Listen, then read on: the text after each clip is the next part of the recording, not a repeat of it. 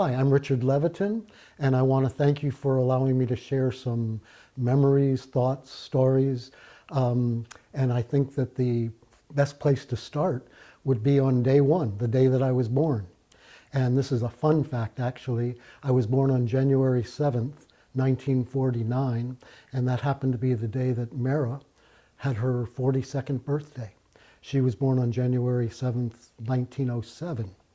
And of course, later on in her life, Baba had her birthday celebration changed to, what was it, in the end of December, December 23rd, I believe. But Mara and I share the same birth date. So with that said, we can move on. I was born again in Springfield, Massachusetts, about 90 miles west of Boston, maybe 20 miles north of Hartford, Connecticut. And I was there till about the age of 3 when my parents moved to a suburb called Longmeadow. And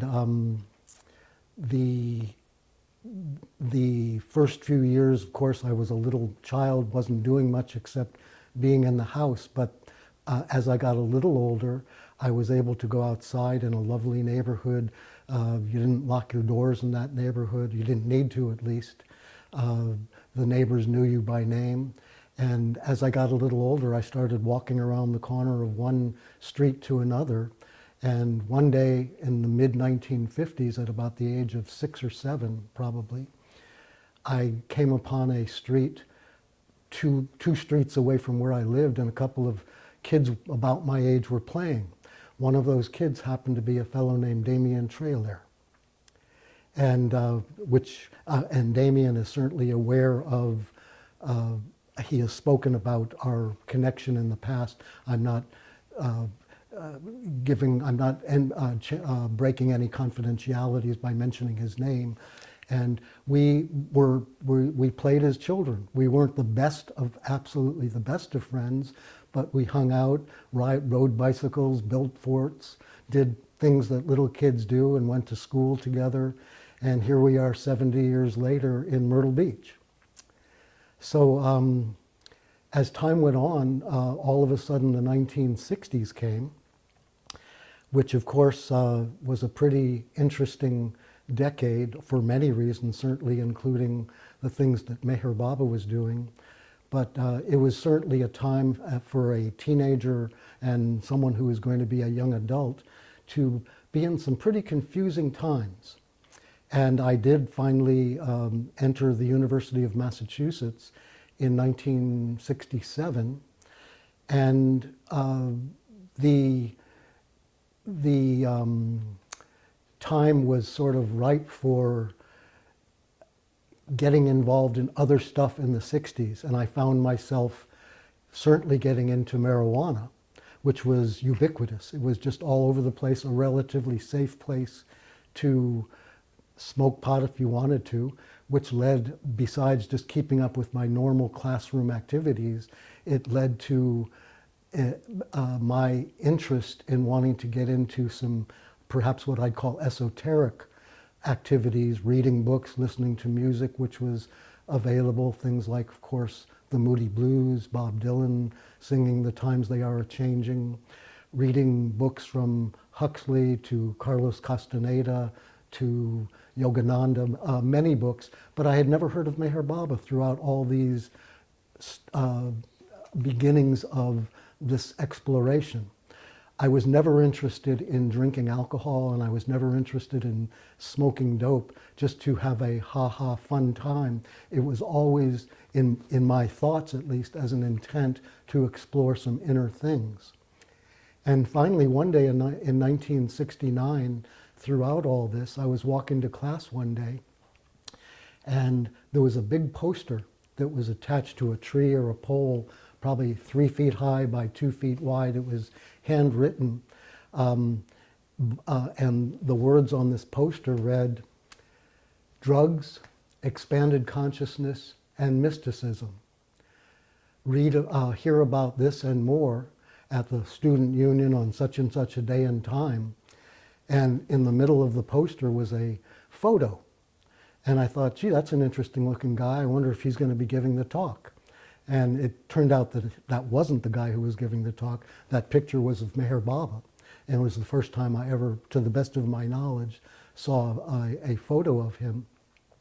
And as a slight backstory, Bob Cushman, the late Bob Cushman, who was living in Myrtle Beach up until a few years ago when he passed on, he had been into Meher Baba for a couple of years by then, was living in the Amherst area where I was, and he had, I think, this is not absolute fact, but I think he had been in touch with Alan Cohen, Dr. Alan Cohen, who, as part of the backstory, had been ordered by, or whatever the proper word is, by Meher Baba directly. He had been in touch with Baba through telegrams or whatever, and Baba had told him to go to whatever college campuses in the United States you can to tell people to get off of drugs and tell them about me.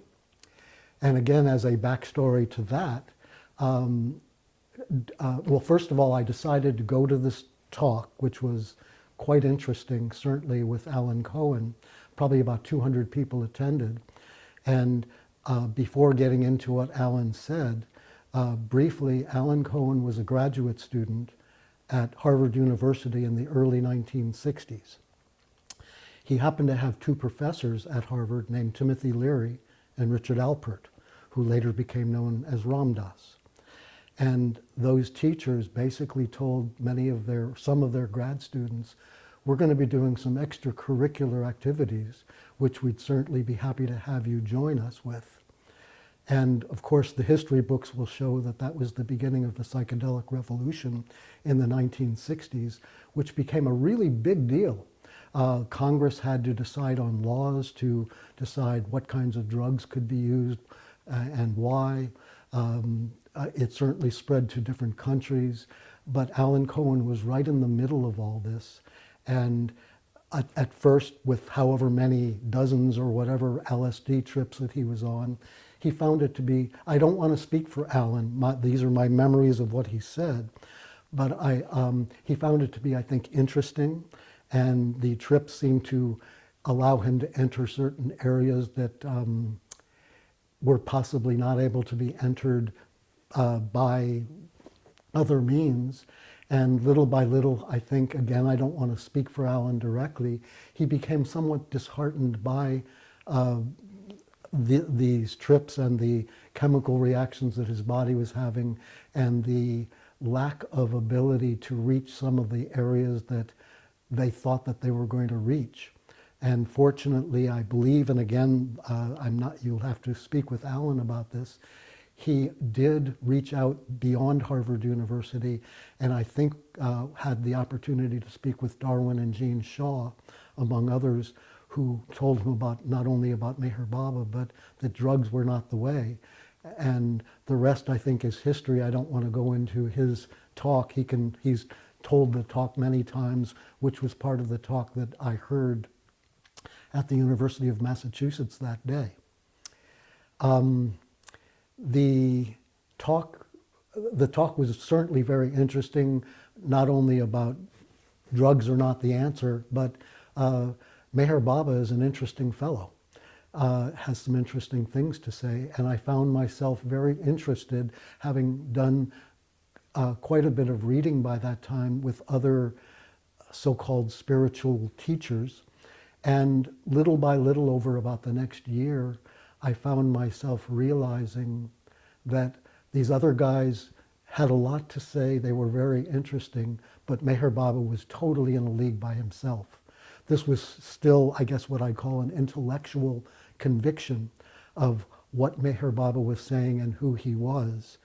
But after about a year of being in Amherst, Massachusetts, I found myself moving to Boston, which I think was a really important point. This was September 1969 that I heard Alan Cohen speak, and somewhere in the late 1970s, the year 1970, I moved to Boston, and it just so happened that there was let me backtrack and say that in Amherst, there was not much of a Baba community, an organized situation. Bob Cushman was very helpful. I had some lovely talks with him and a couple of others who were around.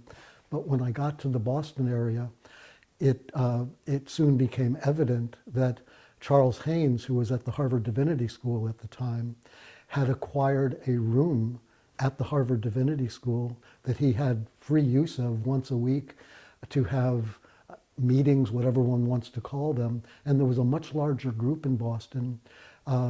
People, let's see if I can remember, I probably shouldn't mention anyone because I can't remember everyone, besides Charles and Jim McGrew, who was there, both of whom met Baba. There were Bill and Nell Baum, Ward Parks, Hugh Flick, who lives in Myrtle Beach, Kathy Riley. I know I've missed many. Daphne Gillingham and Steve Klein. There were many, many people in that area, and it was just lovely to be able to get together with them. The Meher Baba Information Center in Cambridge down the street was open during that time, which I also had a real nice time being able to participate in. But I think the most important thing for me and my intellectual conviction of Baba at this time was to see with my own eyes a group of people who were not pushing anything, but were just there, being able to talk with and to learn about them, especially Charles and Jim, who had met Baba, who were sharing their experiences that weren't that long before that. This is the very early 70s, and Charles and Jim had last seen Baba in the body a few years before that. So I think what that meeting did, it heightened not only the conviction that I had, but brought me to newer realms, because there were very few places in the United States at that time where there were actual centers. Of course, New York City, a couple of places in California, Chicago, and of course the Meher Center here had things. And of course, if you wanted to see films of Baba, you probably had to come to Myrtle Beach. But this was an extraordinarily important place, at least for me, and I think many others, to really get their minds and hearts into Baba. And I feel very fortunate that I was a part of that group. And it led me, while I guess I was living in Boston, to wake up one day and think, gee, I think I'd like to go to Myrtle Beach, which I did in December of 1971 for the first time. With a couple of friends, we drove from Massachusetts to Myrtle Beach without even calling the center. Let me backtrack and say, in Boston, before I went to Myrtle Beach, again, there were so few ways besides a couple of snail mail addresses to get books, to get anything that was in writing about Meher Baba. And of course, Myrtle Beach was a whole different story. When we got there, and Pine Lodge was still the place where you opened the gate and walked into, and Debbie Peterson was the person at the desk who, when we walked in, said, "Hi, we're here." She looked at the chart and said, "Who are you?" And "I don't see you down. Have you made any reservations?" This was the Christmas holiday in late December. And we hadn't even bothered to call. We just drove down. And Debbie said, "Well, I'm sorry, the center's full." But there are a few people in the nearby community who have gone away for the Christmas holidays who said if there's an overflow on the center, you're welcome. They're welcome to use our home as a place to stay until the place at the center opens. So I don't want to mention their names, but we lovingly went to a house in North Myrtle Beach for a couple of nights until a place at the center opened. And I believe it was at the center, probably as many other people have said, maybe in the lagoon cabin, that I think the intellectual conviction changed for me in what I'd consider a very dramatic way, which is very hard to put into words, from an intellectual conviction to much more of an emotional or a heart conviction that yes, all this intellectual stuff where Baba has pretty much told me who he is, this time spent at the lagoon cabin is a whole different level of experience, which I think is where I received that real experience for the first time. So that was in, again, late 1970. finished schooling, did a few jobs to get some money together, and woke up one day and thought, gee, I think I'd like to go to India. I don't think you just wake up one day and you're able to go to India a week later. In 1972, there was not an internet. There was there was quite a bit of difficulty in terms of communicating with India. You'd write a snail mail letter or an aerogram and send it out. Took about 10 days probably to get there. The person on the other end would get the letter and answer it 10 days more later, or about 3 weeks after you sent it, you'd receive a reply. And this went on probably for about 2 months, me saying I'd like to come to the center, probably in November, get letters back saying, yes, we have time, when would you like to go? And then I had to get some telephone calls with airlines to find out when I could go to get an airline situation. The whole thing, from start to finish, of deciding I wanted to go to India with all this very old time communication, probably took about 4 months to fully make decisions, which is probably hard if anybody is going to be watching this who's under 40. They're thinking, how can this possibly be? All you have to do is get online, get your visa, do this and that. 2 days later, you can probably walk out the door and leave. But this was a little bit different in 1972. I have no regrets. It was an amazing experience and a lot of good memories. And finally, November of 1972 came, and I was going to India. And as a 23-year-old, it was a big deal. I had a very young adult perspective about life, knew enough to get all that stuff done for the previous 4 or 5 months as an adult. And finally the day came, and I was probably already in a different state of consciousness by the time I went to the airport, because there are a few people who I still know to this day who actually came to the airport. I was told about 15 or 20 people came to the airport that day to see me off. Nobody had, nobody there had ever known anybody going to India. Most of these people were either Baba lovers or Baba likers, or just were interested in what I was doing. And I was in such a state then that I have very few memories of that time at the airport. I was already gone, I think, spiritually or emotionally, and mentally I was just getting on the airplane. But I have very few memories of actually walking into the airplane and the plane taking off. And a number of interesting things happened from then. The itinerary of the flight was Boston, Paris, Rome, Tel Aviv, Bombay. The whole flight probably was about 25 hours, but the important part of that flight that I want to share on this is the amount of information in 1972 when you're watching a little black and white TV and having worldwide news come on once a day for a half an hour, probably by Walter Cronkite. There was very little known, or at least I found very little that I knew about the world in 1972. And when I landed in Israel, that all changed. I landed at the Tel Aviv airport, called the Lod Airport, on my way to India. And when the plane landed, the airplane did not stop at the gate where you were supposed to get off to change planes or whatever. It taxied down the airport, down the tarmac, about 100 or 200 yards further, and stopped. And a few security men with big guns came onto the airplane.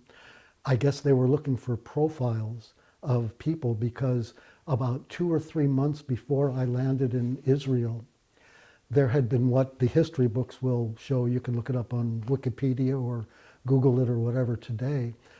It was called the Lod Airport Massacre, which was one of the first major terrorist activities in Israel after, I guess, the 6-Day War, where, again, my memory's a little soft on it, but a group of terrorists flew into Israel a couple of months before I got there and acted perfectly normal, got out of the plane, went to the place where they picked up their luggage, got their luggage, opened their suitcases, which were filled with guns, put their guns together, filled them up, and started shooting everybody in sight around them until they themselves were shot and killed. At that moment, Israel, I guess, became a war zone, much more of a war zone, and it was obviously a major terrorist activity place.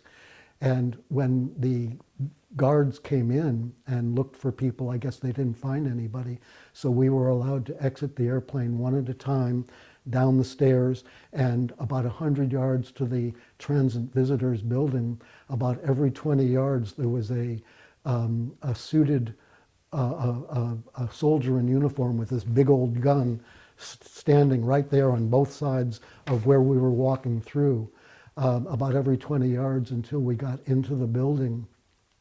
And in the building, about half the people that were in the building were military people with guns, just looking around. And I thought to myself, I'm in a war zone. Baba, what is going on here? I had no idea I was going to be getting into this. I said, are you making this trip to India even more difficult than it was? And well, sure enough, 2 or 3 hours later, I walked back through the same procession of guys with guns to the airplane, and we eventually took off. So I was able to safely leave Israel with some pretty significant feelings. I guess I might have grown up a little at that time, who knows. But interestingly, when we took off from in the airplane, we had to fly, we were flying east to Israel, to India, but we had to fly west out over the Mediterranean, north to the country of Turkey, and then we could fly east from Turkey. Because if we had gone from Israel and flew east into Lebanon and Saudi Arabia, we probably would have been shot down, because a plane was not able to fly from Israeli airspace into Arab airspace. But we were able to get to Turkey, fly east from there, and eventually make it to India. I was probably a little shook up by that time, but I got over that pretty quickly, and it all of a sudden began dawning on me that I was going to India. Like, after leaving all that, Baba apparently had allowed me the opportunity. Yes, you're actually going to India. And somewhere around 4 o'clock in the morning, when it was still dark outside, the pilot, I guess, said, if you look out your windows to the left or the right, I forgot which one, you'll see the lights of Bombay, because it was still dark out and there were lights. And I remember 50 plus years ago that it sent a shock through my body. Like, there was India, Baba's home, and I was actually seeing it with my own eyes. And it was really it was an unreal experience, just right there in the airplane. And by the time we landed and I got down, I know about 15 years later, Pope, which was the Pope? Pope John Paul II had a showing that every time he got off of an airplane in a distant country, he'd go down and bow to the ground and all that. But 15 years before that, when I got down on the ground, I finally put my feet on Indian soil. I literally did go down to my knees just to touch the ground and realize this is India. This may not be important to anyone who's watching, but for my 23-year-old brain landing in India, it was a really big deal. And of course, from there, finding my way to Ahmednagar, again, it wasn't probably as easy as it is today, but I finally made it. There was no pilgrim center then. Of course, you had to check in at Adi Keirani's compound and do all that paperwork and stuff, which again was great, meeting Adi. And without a pilgrim center, there were a few different places in Ahmednagar where we were able to stay. I stayed at the Dowlat Lodge, and pretty much every day had the opportunity to rent a bicycle and drive and ride the bicycle either to Mehrabad or Merazad when they were open. Well, Mehrabad was always open, I guess. Merazad was open occasionally. And it was a very pleasant time. Obviously, finding myself at Meher Baba's Samadhi for the first time was an extraordinary experience. And I think the other, well, not the other, there were many, many, many other experiences which I had, but I think one of the more important experiences that I had, besides going to and being in Baba's Samadhi, was seeing Mara for the first time. My understanding, and I may be wrong, was that while Baba was still alive in the body, he had told certainly Mara towards the end of his life and many others, just you wait and see. I'm not quoting him directly, but he said, just you wait and see to them. There's going to be so many people coming to Mehrabad and Merazad, you won't even believe it. And it's going to be your job to offer them your love, your help, telling stories, being kind, and just letting them know about me. Excuse me. And when I met Mara in November of 1972, this was almost 4 years after Baba had dropped the body. And my very young adult mind and young adult perspective, when I saw her, got it that she was in grief. She was totally in a state of grief 4 years later, and yet she was following Baba's orders as best as she could, obeying him completely, being kind, considerate, loving, and able to talk, share stories, and do all the things that Baba had wanted her to, even though she was in grief. And I think it was a very eye-opening experience for me and my young perspective. I got it. This lady is in grief. And it was a very important experience. Thinking about Mara 53 years later still makes it, it's a little bit difficult to talk about it. Let me get back to not only seeing Mara, I had certainly the extreme good fortune, besides Mara, meeting Mara, to meet many of Baba's intimate mandali who are still with us at that time, and feel again very fortunate. But I think my first experience with Mara was really eye-opening and probably changed me from being just a young, naive kid to gaining at least a little perspective about how important this all was. So from meeting Mara, seeing the, I believe it was called the tree, which was right outside her window, which still had a lovely, which still had Baba's face in a lovely place in it, which was stunning to see all by itself. One day I was walking around Lower Mehrabad, and I don't remember the exact person or the exact incident. This was in just after I had arrived there in mid-November 1972. I was walking past someone and they said, "Hi, are you interested in going to Hamiapur district?" And a good friend of mine had been to Hamiapur the year before and had told me a little bit about it. Again, because of the lack of information with no internet, etc., very few books, etc., there was very little knowledge about, for a Westerner living in America, about Hamiapur, about Pukar, and all the other things that were going on. But spontaneously, I just said, sure, why not? When are we going? And they said, well, this must have been, I don't know, this was 2 or 3 days before the trip was planned. And they says, yes, meet us at Adi's compound at such and such a day and time. with all the things that you want to bring with you to Hamipur. The trip will probably be about 2 weeks in length, and Pukar will be your host.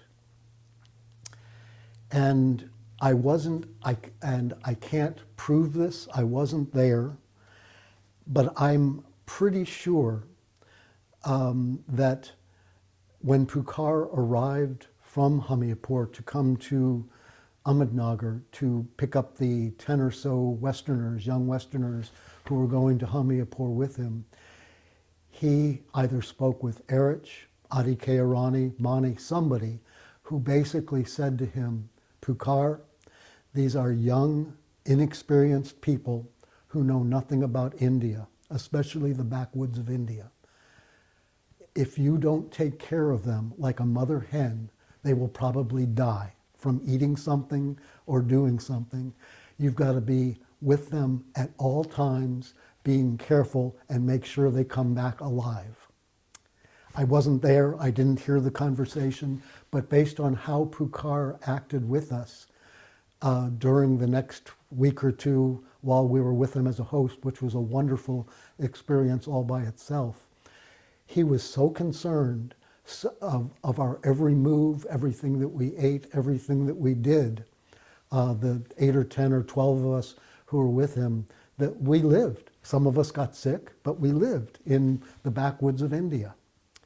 And the trip started with, I believe, it was either a bus or a train from Ahmednagar to Bombay. And we stayed overnight at Arnavaz and Nariman Dadachandji's apartment, I believe it's called Ashiana, in Bombay, where Baba had stayed many times. And because we were all young, I think we stayed 5 or 6 in a room overnight that one night, just sleeping on the floor. Who cares? We're young, we can do it. And then we got on a third-class railroad from Bombay, which is now, of course, Mumbai, to Delhi, and then I believe it was past Delhi. And I don't want to go into too much about the third-class railroad. If someone's never been on it, it's quite an experience, a memorable experience, which I feel fortunate that I did. But I don't know if I'd want to do it too many more times, although I think that everything in India has changed from the third world conditions that we lived in at the time to a very relatively modern society today. But the third class railroad was quite an extraordinary experience. We finished our railroad trip somewhere past Delhi. I forgot the name. I forgot the name of the town or the city, where Pukar had arranged for a minibus, sort of like the old Volkswagen minibuses. That's what it looked like. I believe it was an Indian model that looked like that. And the 10 or 12 of us, along with Pukar and Panchal, who was our co-host, and all of our luggage packed into this minibus and drove as far as we could until the roads ended. Literally. And we could travel no more into Hamiyapur district, which is a district in Uttar Pradesh state. It's slightly north, but mostly east of Delhi. And for those who are perhaps watching this, Hamiyapur district, Baba first visited in 1952. And in 1954, he came back after the New Life, I guess, to Hamiyapur, and in one of the villages, he declared himself the avatar publicly for the first time. And in 1952 and in 1954, thousands of people came out of these villages to see him. There were parades, there were, from what I've heard and read of Pukar's work and Keshav Nigam's work, it was an amazing experience, I'm sure, to have been there at that time. In 1952, which was the 20th anniversary of when Baba first went to Hamiyapur, and it was exactly at that time in November that he went, we, with Pukar's help, traveled basically the same itinerary that Baba did through certain villages on the exact same days. And in many of these villages, hundreds and possibly even thousands of people came out, where there were parades celebrating not us, but celebrating the day, the 20th anniversary of Baba's travel there. It was not the 20th anniversary of Baba declaring himself the avatar, but it was him not declaring, it was his first visit to Hamiapur district in 1952, and we were there exactly 20 years later. Without going into too much detail, Pukhar, who of course had quite a history with Baba, was an extraordinary person who treated us with gentleness, respect, and got us all back to Ahmednagar. We also had some time to spend with Keshav Nigam, who was, besides Pukhar, one of the other major people in Hamiapur district who was devoted to Baba and did quite a few things to help Baba, both in Hamiapur and elsewhere. There's a wonderful book written about him, or by him, I should say, an autobiography. And it was, again, quite an honor to have spent time with both of them. So we made it there, and with Pukhar's mother hen abilities, we made it back and found ourselves just being pilgrims in India, in Mehrabad and Merazad for the remainder of my stay, which of course included trips to Seclusion Hill, and on at least one of those trips with Erich Jesawala, who was in his mid to late 50s at that time. He occasionally, I guess, took groups of 3, 4, 5 people up Seclusion Hill with him and told stories along the way of, this is what we did here, and this is where the building was that Baba stayed in, and there we were with Erich, who was there at the time, I guess either during the New Life or just after, with Baba on top of Seclusion Hill, and we had the incredible opportunity to go up with him and hear what he had to say, as well as many other things that he had to say down in Mandali Hall and in other places as well. Of course, meeting Mani and numerous others. Towards the end of my trip to India that first time, there was no internet, there were no telephones, there was just basically word of mouth, maybe something stuck up on in Adi's compound saying, Sarosh Irani wants to speak with the young Westerners on such and such a day in Adi's compound. Please be there on such and such a day at 7 p.m. or whatever it was, which at that time there were probably at least 40 young Westerners in and around Mehrabad, Merazad, and Ahmednagar. And I don't know how many of us made it to that place where Sarosh wanted to talk with us. And Sarosh was obviously in his older years, has, which people can look up, an extraordinary history with Baba from the very beginning. And he basically, let me backtrack and say, after Sarosh gave us this talk, he died about 10 days later. But maybe he knew that he was dying, maybe he didn't, but he wanted to share with the young Westerners approximately the following in a very, it wasn't a gruff language, it wasn't screaming, tearing his hair out or anything, but he was very focused and very determined to get his point across, and basically said to you young people, meaning us, young Westerners who were there, he said, you young people have no idea what you're doing right now. You have no idea how fortunate you are. The world is going crazy out there, especially in America and in England. All this drugs and the Vietnam War and free love and all this other stuff. Get over it. Don't think about it. Think of Baba. And Try to do everything you can to please Baba, loving, obeying, and surrendering to him, because that's all that's important. If you find yourself being strayed by any of this other stuff, you're going to be losing time with Baba. You have no idea how fortunate you are to be here. It was a very stirring talk. At least for me, it was very sobering as a young person going back to America very soon after that. And as I said, about 10 days later, he died, this was obviously his final thing, at least with the Westerners who were around there. So I made it back to America right around that same time in January of 1973. And I guess now that I had done my Myrtle Beach stuff and India stuff, life all of a sudden grabbed me with some sanskaras and said, okay, now what are you going to do with the rest of your life? Which slowly developed over the next few years.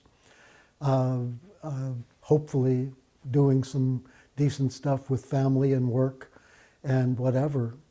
And finally, well, not finally, in 1976 or 7, I moved, having started all that stuff, I moved to Charleston, South Carolina, and I called the center before I left, or perhaps right after I got there, and said, are there any Baba groups there to find out about in Charleston when I get there?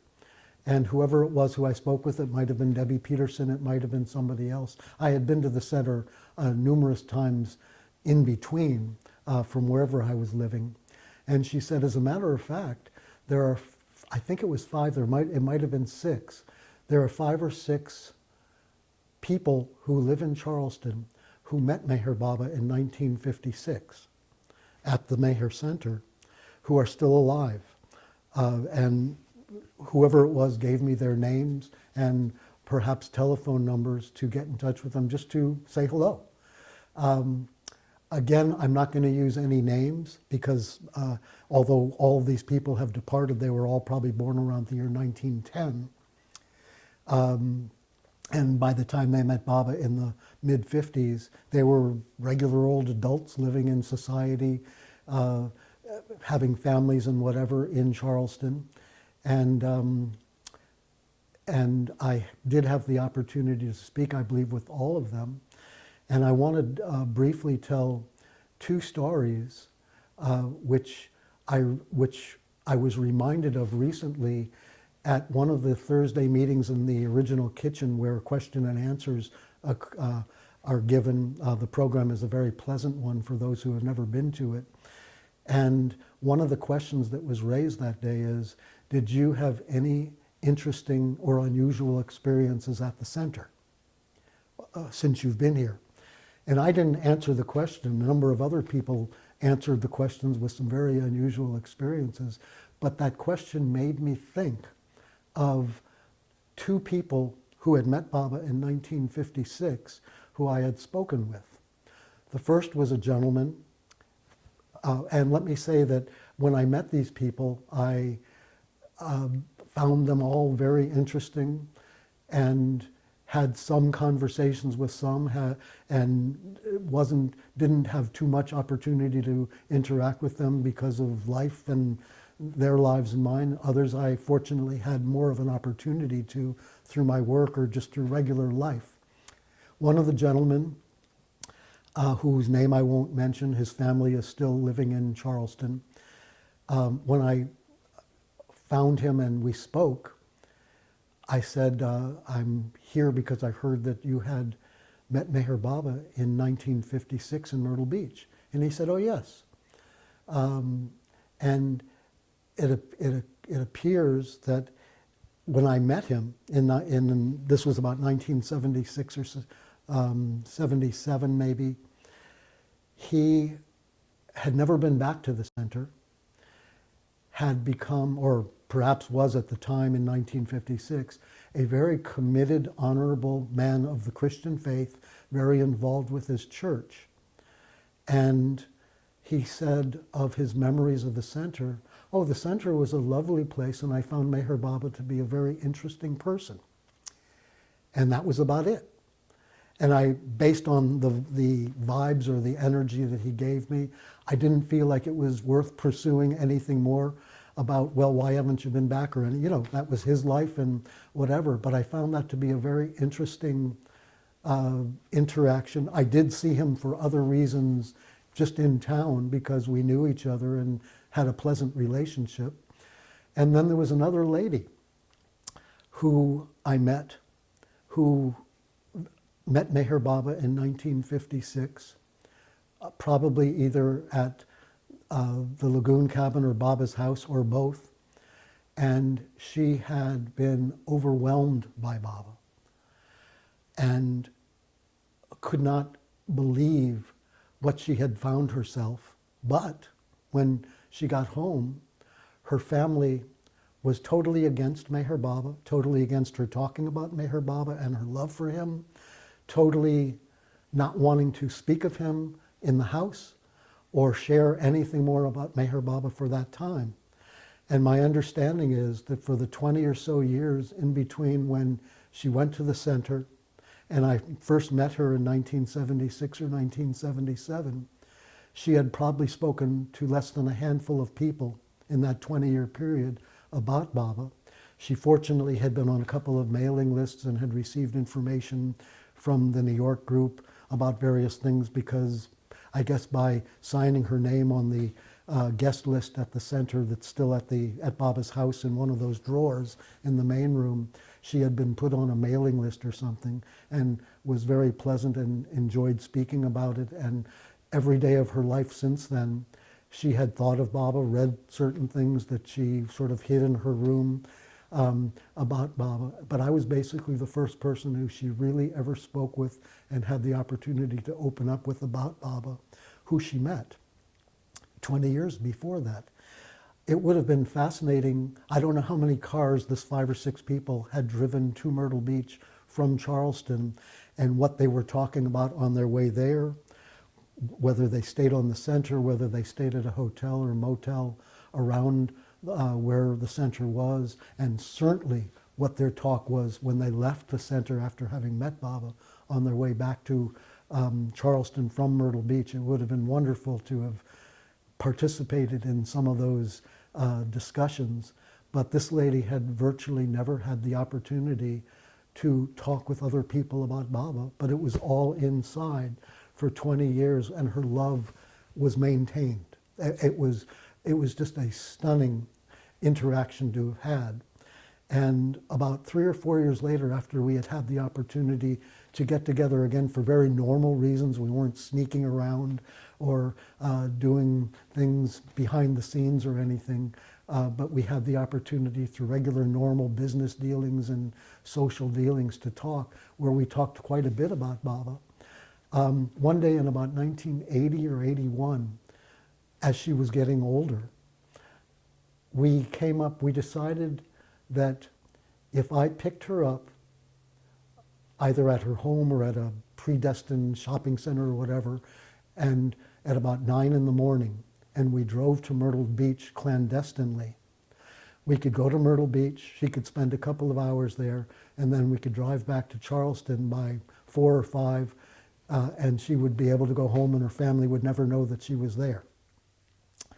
So we decided to do it. I called the center and told whoever was at the desk about what we were going to do, and the person said, why don't you talk to Jane about this, Jane Haynes. So I talked with Jane, who I had met many times before that, and Jane said, if you feel that this is going to be safe and secure and nobody's going to get into trouble, great, let's do it, and meet me and Kitty at Dilruba at such and such a time, and we'll go out to lunch with her. We'd love to see her and go out to lunch with her.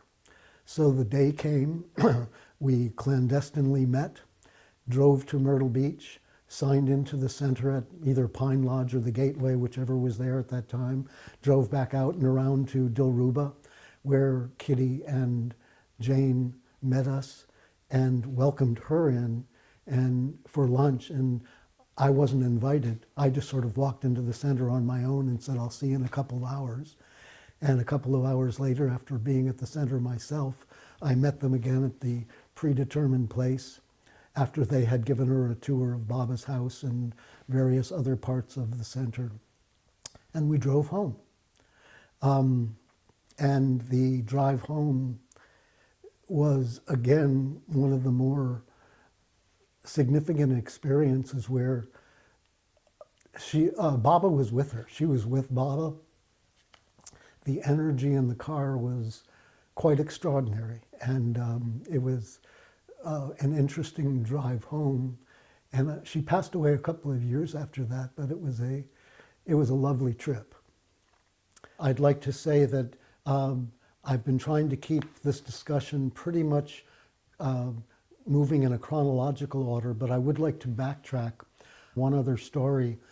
I could probably share 20 stories from that trip, but at least one other story that I'd like to share.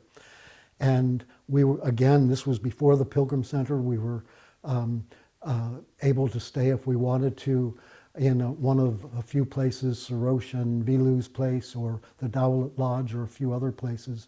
And while I was in India at that time, staying at the Dowlett Lodge, there were a few other young Westerners who I knew there. One was a couple. Again, I won't mention their names. Even though I know that they've talked about this publicly, I still feel more comfortable not sharing people's names without letting them know that I am. But this couple who I had known for quite a while, actually in America, who happened to be in India at the same time, the lady of the couple decided that she wanted to go to Pune. And the guy decided that he didn't. He wanted to stay in Mehrabad that day, or in Ahmednagar, and go to Mehrabad that day. So she and I decided to go to Pune together. And I don't remember again how the communication went as to how we were to contact Jal Irani, Meher Baba's brother, in Pune.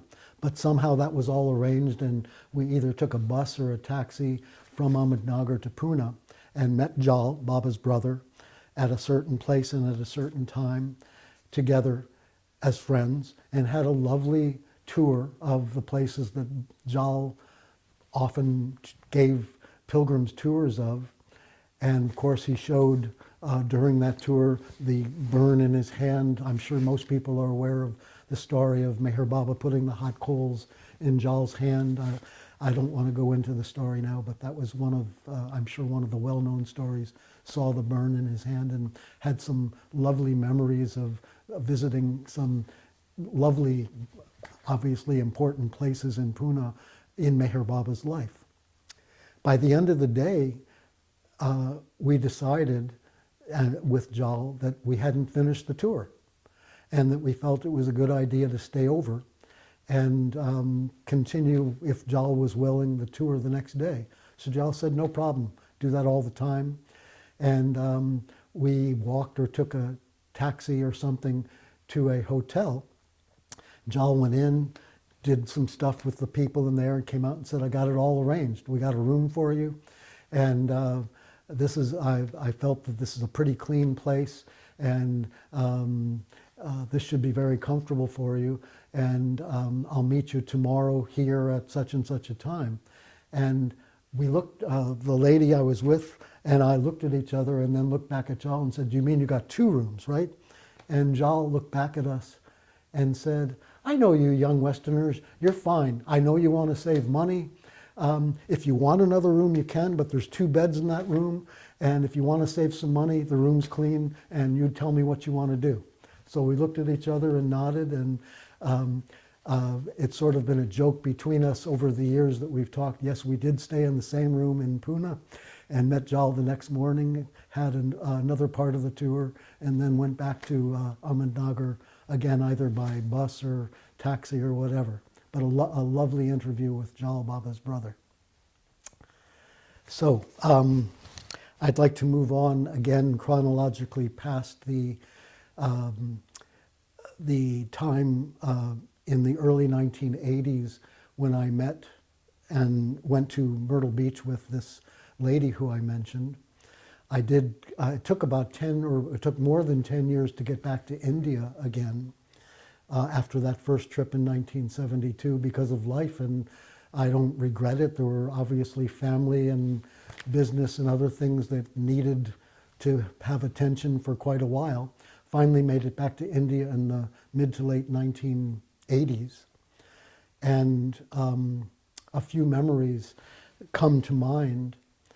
One of the first memories was of the first time I had made it back to India and found myself, I believe by that time, well, of course the Pilgrim Center was there, and right next to the Pilgrim Center was the big old bus that took pilgrims from Mehrabad to Marazad, and made it into the bus on a day that Marazad was open, and got my feet off the bus and was walking around sort of in a dazed state, and found myself walking around, and in the middle of Mara's garden there was a bench, I don't know if it's still there, a lovely bench in the middle of Mara's garden, which I just decided to sit down in and just sort of look around and take it all in. Here I am at Marazad again after all these years. And as I was sitting there, I noticed over near Mara's porch, I noticed Mani, Baba's sister, coming down the stairs and walking towards me. And I was just sort of sitting there, and Mani walked over to me, asked if, can I sit down? And I said, sure. And I want to be able to say this as respectfully as possible. Mani was always a lady with poise, who walked through life in a very poised, lovely way. But she never had any regal appearances about her. She dressed well, but she always was just a regular old person, just doing regular things, talking with people, sat down, crossed her legs, put her arm up on the bench, just like any other person would, and we were just sitting there talking about, just whatever came to mind. And this was at least 12 or more years after I had first seen her on my first trip in 1972. She had probably seen thousands of people in between when I had last seen her and we spoke, and this time when we were sitting on the bench. And after going through some small talk, how's your family? This is what I've been doing in India. We had communicated a few times by mail during those years, but nothing major. And all of a sudden, she just started talking about conversations that she and I had had in 1972, almost verbatim, which I had completely forgotten. After speaking with thousands of people, she was reminding me of the things that she and I were talking about in 1972, asking me my opinion, what's changed since then when we were talking about this or whatever. And I was just dumbfounded. It was just quite an amazing experience, as are just about all experiences with Mani, but that was a very special one. There's another story that I would want to mention, which happened during that same trip, I believe, in the mid to late 1980s. It probably was a day or two after that interaction I had with Mani, when I was walking around Lower Mehrabad, and I was walking in one direction, and coming in the other direction was Errico Nadell. Errico, the late Errico, was a friend of mine. He and Heather, his wife, I had actually met in 1972. They were in India as pilgrims in 1972, and of course had become residents of Mehrabad within a couple of years after that. But when I had seen him in the late 1980s, we had talked. His family actually was from Charleston, and I knew him from that as well, and his sister Amy and whatever. So when we got together in the late 1980s and we bumped into each other, he says, "Can I ask you to do me a favor?" Let me backtrack again with a backstory and say that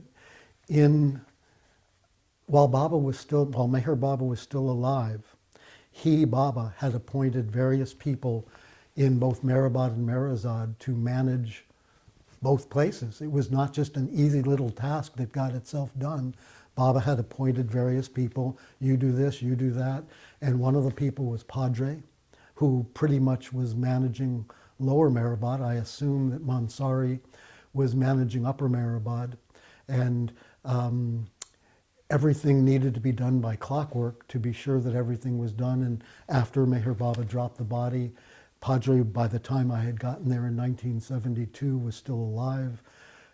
People like Sidhu, who Baba had appointed to be the caretaker of Muhammad, was still alive, still taking care of Muhammad in 1972. And all kinds of other people were doing all kinds of other stuff. By the time I was there in the late 80s, of course, Padre had died, Sidhu had died, Muhammad was still alive, and numerous other people had taken over the responsibilities, the many responsibilities, both at Upper Mehrabad and Lower Mehrabad, that still needed to be done. And Eric Nadel had been appointed by whoever was in charge after Padre, among one of his many jobs as a resident of Lower Mehrabad, to help take care of Muhammad the Must. So when I met Erico in the late 1980s, and we bumped into each other and started talking, and he said, can you help me do a job? I said, sure. And we started walking towards this dingy little building in Lower Mehrabad that was probably about 3 times as big as an outhouse, which happened to be a little shower area, or not shower, a little bathing area. And Eric said, with your help, we're going to help give Muhammad a bath. I said, okay. We walked in. Muhammad had already been brought there and was sitting on a bench. Somebody else had obviously brought him in. There were a couple of pails of water, hot and cold. And Eric and I walked in. And Eric, who knew Marathi, I think, the language pretty well, started talking with Muhammad and I guess introduced me and said, Richard and I are going to be giving you a bath. Is that okay? And Muhammad nodded or did something. And so Eric said, go to it. This is what I'd like you to do on his back. Here's a sponge. Go into the cold water first and then the hot water with soap. And whatever he told me, which I don't remember, almost 40 years ago. But I, without any thoughts of this being a spiritual experience, I gave Muhammad a bath, which was, again, certainly a memorable experience. We finished the bath 10, 15 minutes later. Eric and I said a few words to Muhammad. And Eric called whoever was taking Muhammad from there back to where he was going. And Eric and I walked back out and did a little bit more talking and went our separate ways. And that was my story with Erico and Muhammad. I think it's almost time to end, although I probably have many, many more stories. And I'd like to end with a lighter memory. And that is, in the late 1980s, when the Pilgrim Center was still there and when pilgrims were staying at the Pilgrim Center, I happened to be in Lower Mehrabad walking around and walked into the front door of the Pilgrim Center. And when you walk in the front door, before you get to the main area where people used to eat, there were a couple of offices, I guess, on either side. I don't remember what type of business was being done in them, but there were a couple of offices there. And I just stuck my head in one of the offices because the door was open. And there was Gary Kleiner and Eric Jesawala sitting on in one of the rooms talking. And Eric, who I had known certainly for quite a while, having been to India and spoken with him and gone up to Seclusion Hill with him and whatever, he said, come on in, let's talk for a while. I have no idea why Eric and Gary were at Lower Mehrabad rather than Merazat at that time. But we talked for a while, and I noticed that Eric had one of his famous T-shirts on. And I believe that Gary Kleiner had either had this T-shirt made in Ahmednagar or in America, I don't know which. But my memory, I can still remember the words on the T-shirt, which are, I've been following the avatar of the age for over 50 years, and all I got was this lousy t-shirt. And that stuck with me as well for quite a while. So I think that that might be a good place to stop this for now, and it's been a pleasure.